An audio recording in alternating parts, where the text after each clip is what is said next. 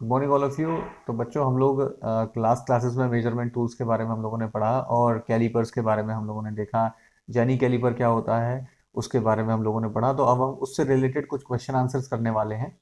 कुछ क्वेश्चंस करेंगे, objective questions हैं जो कि लास्ट कई सारे एग्जाम्स में आ चुके हैं और कुछ के अलावा भी क्वेश्चंस हैं।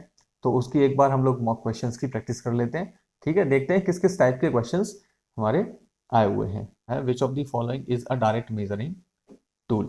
ओके, प्रत्यक्ष मापन उपकरण इसमें से कौन सा है? ऑप्शंस आपके सामने हैं, try square, steel rule, straight edge और रिंग गेज।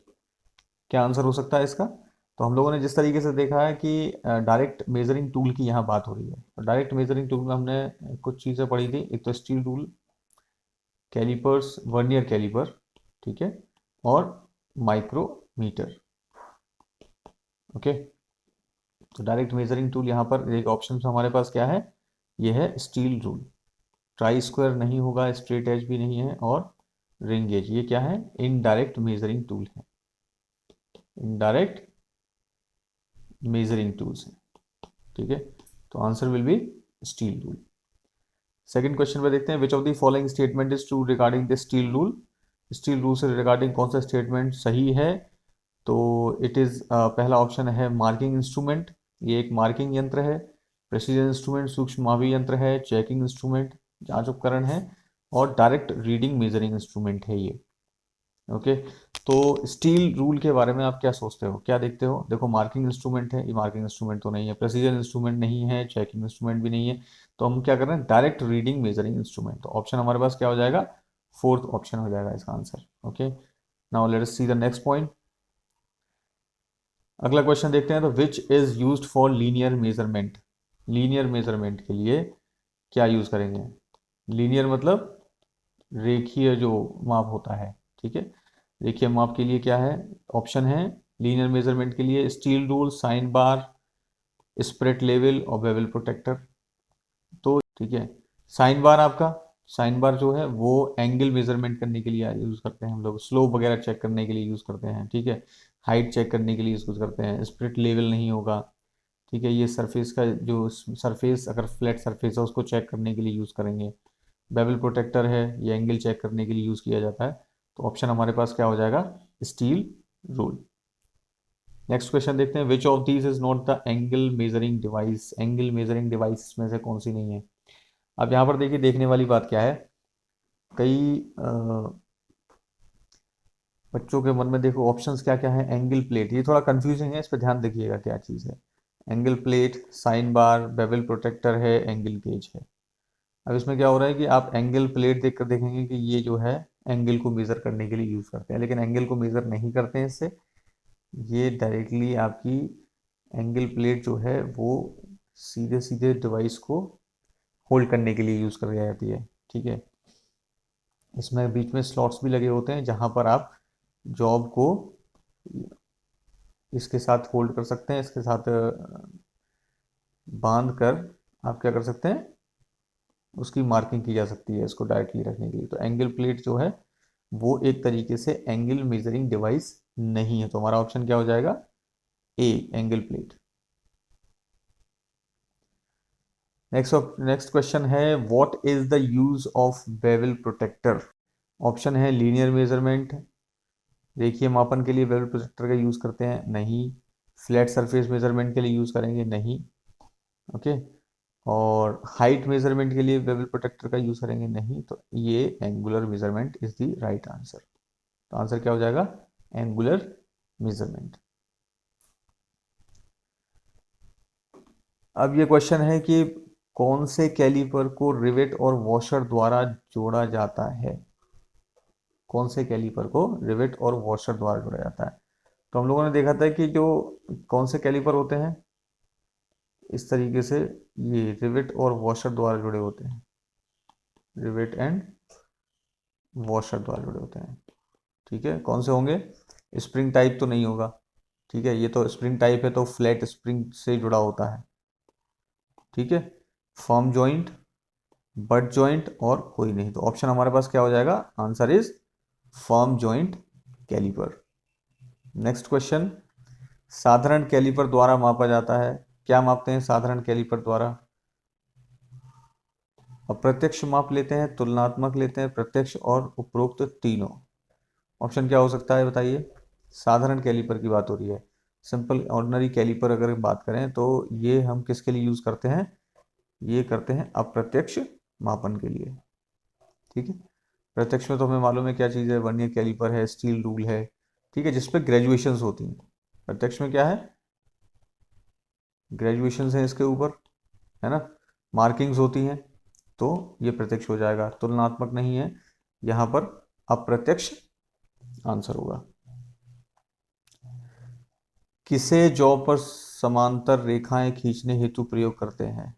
समांतर रेखाएं अगर खींचनी हो हमें, किसको यूज करेंगे? हम लोगों ने इसको देखा था, इसको गेज का प्रयोग तो नहीं करेंगे, कैलिपर, कैलिपर से भी नहीं कर सकते हैं, ठीक है, डिवाइडर और आपका जेनी कैलिपर। इसका आंसर क्या हो जाएगा? हम लोगों ने देखा था कि समांतर रेखाएं खींचने के लिए हम किसका प्रयोग कर रहे थे? जेनी कैलिपर का।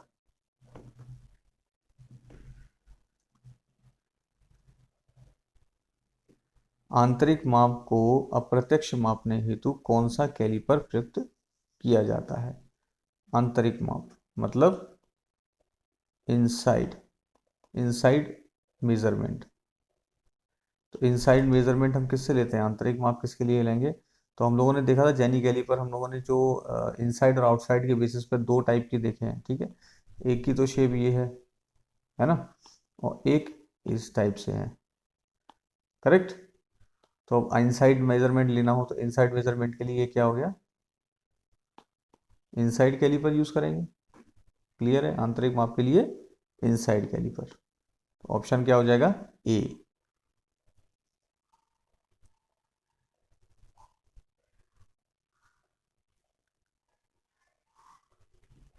बाहरी माप को अप्रत्यक्ष रूप से मापने के लिए प्रयुक्त करते हैं। बाहरी माप को अगर मेजरमेंट लेना हो, बाहरी माप को अगर लेना हो तो बाहरी माप के लिए हम लोग किसका यूज करेंगे? बाहरी माप के लिए किसका यूज करेंगे? आउटसाइड की बात हो रही है, तो दिस इज आउटसाइड कैलिपर।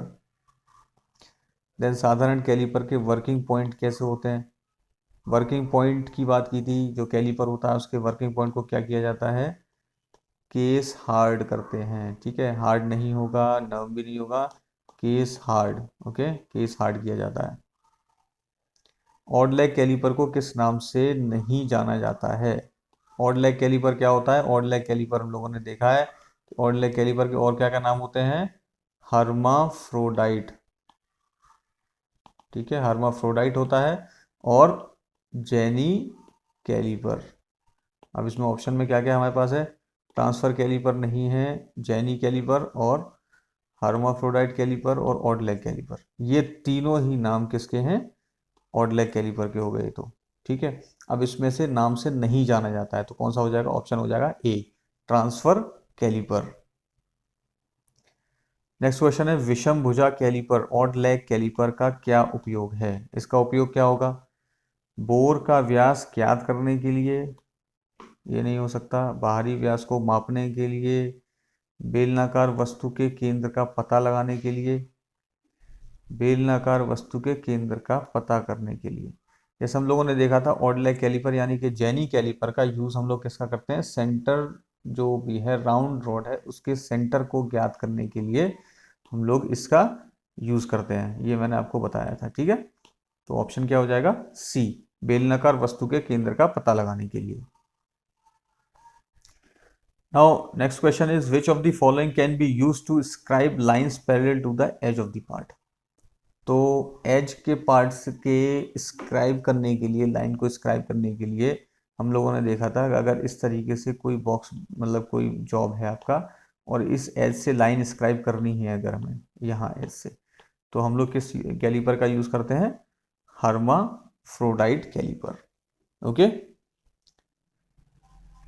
एक ये क्वेश्चन आया है कि एक स्लॉट की चौड़ाई को मापने के लिए किस प्रकार के कैलिपर का प्रयोग किया जाता है?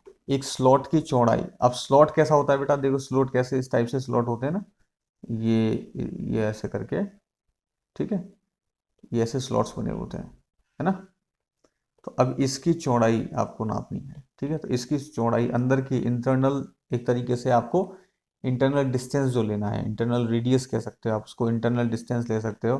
तो अंदरूनी माप जो लेना है आपको, इसको मापने के लिए हम किसका यूज़ करते हैं? तो अंदरूनी माप के लिए हम लोग किसका करेंगे? आंतरिक कैलिपर का प्रयोग करेंगे। तो ऑप्शन क्या हो जाएगा? सी, आंतरिक कैलिपर। अंतःमापी कैलिपर का प्रयोग नापने के लिए किया जाता है। अंतःमापी मतलब इंटरनल मेजरमेंट, इंटरनल मेजरमेंट मतलब अंदरूनी, ठीक है। अंदरूनी माप के लिए हम किसका प्रयोग करेंगे? तो देखिए, इस कैलिपर का हम लोग इनसाइड कैलिपर, ठीक है, इनसाइड कैलिपर की बात हो रही है। तो इनसाइड कैलिपर का प्रयोग हम किसके लिए करेंगे? छिद्र का व्यास के लिए, ठीक है। ये गगनचुंबी भवनों की ऊंचाई, यानी कि बिल्डिंग, जो हाई हाई बिल्डिंग्स हैं, ठीक है, कीवे का व्यास और छिद्रों कीवे का, दोनों का व्यास। तो देखिए, इसको ये भी चेक कर सकते हैं, छिद्र का व्यास भी हम लोग चेक कर सकते हैं इंटरनल कैलिपर से। इंटरनल कैसा है? इनसाइड कैलिपर कैसा होता है? ये इस तरीके से, ठीक है। तो ये आपका इनसाइड फर्म जॉइंट हो गया। तो इससे हम लोग किसका चेक कर सकते हैं? देखो, कीवे, एक तो कीवे का व्यास भी चेक कर सकते हैं। कीवे क्या है? ऐसे स्लॉट्स एक तरीके से होते हैं, ठीक है।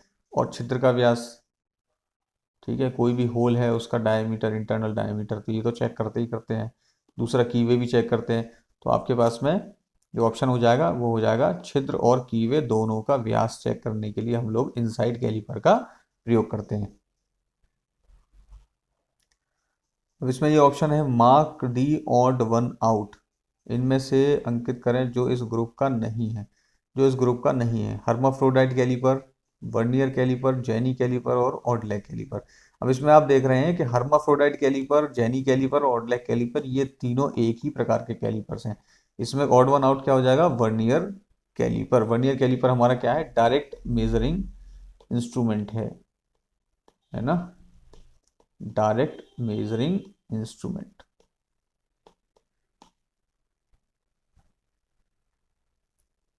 Which of the following is not the measuring instrument. अब इसमें ऑप्शन में यह है कि इसमें से कौन सा मेजरिंग इंस्ट्रूमेंट नहीं है। अब बात मेजरिंग इंस्ट्रूमेंट की हो रही है, तो फिर यहाँ पर देखिए हर्माफ्रोडाइट स्टील रूल है, ये हमारा मेजरिंग इंस्ट्रूमेंट है। माइक्रोमीटर मेजरिंग इंस्ट्रूमेंट है। वर्नियर कैलिपर मेजरिंग इंस्ट्रूमेंट है। तो ऑप्शन क्या हो जाएगा? Hermaphrodite caliper. Hermaphrodite caliper is also used as, विषमभुज कैलिपर्स को यह भी कहा जाता है। तो देखिए, बार बार जो क्वेश्चंस आ रहे हैं वो बेसिकली सारे के सारे कैलिपर से रिलेटेड जो क्वेश्चंस हैं वो या तो इसके प्रकार के बेसिस पे हैं, कौन से टाइप है ना, मतलब कितने प्रकार के हैं, या मतलब उसके क्या क्या नाम हैं, अलग अलग नेम्स के क्वेश्चन आते हैं। तो बेसिकली आप ये देख रहे हैं कि इसमें क्वेश्चंस जो हैं वो इसी के राउंड घूम रहे हैं, सब बदल बदल कर, ठीक है। अब हर्माफ्रोडाइट कैलिपर की बात हो रही है, ऑड लेग कैलिपर कहते हैं इसको, ठीक है। Inside caliper, spring caliper. तो इसमें पूछ रहा है कि हर्माफ्रोडाइट कैलिपर को क्या कहते हैं? तो हर्माफ्रोडाइट को कहते हैं ऑड लेग कैलिपर। तो ये चीज़ तो आपको अच्छी तरीके से याद हो गई होगी। हर्माफ्रोडाइट कैलिपर के क्या क्या नाम है? एक तो ऑड लेग कैलिपर हो गया, एक जेनी कैलिपर हो गया, ठीक है। तो ये इसके नेम्स हो गए। अब jenny caliper is also called है, देखो अब ये उसी क्वेश्चन को थोड़ा सा घुमा कर दे दिया। तो इसमें ऑप्शन क्या हो जाएगा? Hermaphrodite caliper. अब calipers which are available with the heel और यूजुअल बेंट लेग। अब यहाँ पर ये क्वेश्चन थोड़ा सा चेंज हुआ है कि हील और यूजुअल बेंट लेग के साथ में किस टाइप के कैलिपर्स का हम लोग यूज़ करते हैं। तो इसको हम लोगों ने देखा था कि हील वाले जो कैलिपर्स हैं, है ना, जो हील वाला कैलिपर होता है उसको हम क्या कहते हैं? देखो यहाँ पर हील दी हुई है, ये देखो, है ना। यहाँ पर आप देखेंगे इसमें फिगर में ये हील वाला है, ठीक है, इसमें हील दी है, करेक्ट, ये हील है। तो ये क्या क्या इसको क्या बोलेंगे? ये caliper is available with the heel or a bent leg. Heel और बेंट लेग के साथ में जो कैलिपर होते हैं उनको क्या कहते हैं? फर्म जॉइंट तो नहीं होगा, फर्म एंड स्प्रिंग जॉइंट तो नहीं होगा, स्प्रिंग जॉइंट कैलिपर नहीं होगा। So answer is hermaphrodite caliper, यानी कि जेनी कैलिपर। ये हम लोगों ने क्लास में पढ़ा था कि जेनी कैलिपर में दो टाइप होते हैं, एक तो हील टाइप होता है और एक बेंट लेग टाइप है। ठीक है। सो ये चीज़ क्लियर है। तो ये कुछ क्वेश्चंस हैं जो कि एग्जामिनेशंस में, लास्ट एग्जाम्स में पूछे गए हैं। मुझे लगता है अब ये सारे क्वेश्चंस आप लोगों को क्लियर हो गए होंगे। So thank you very much.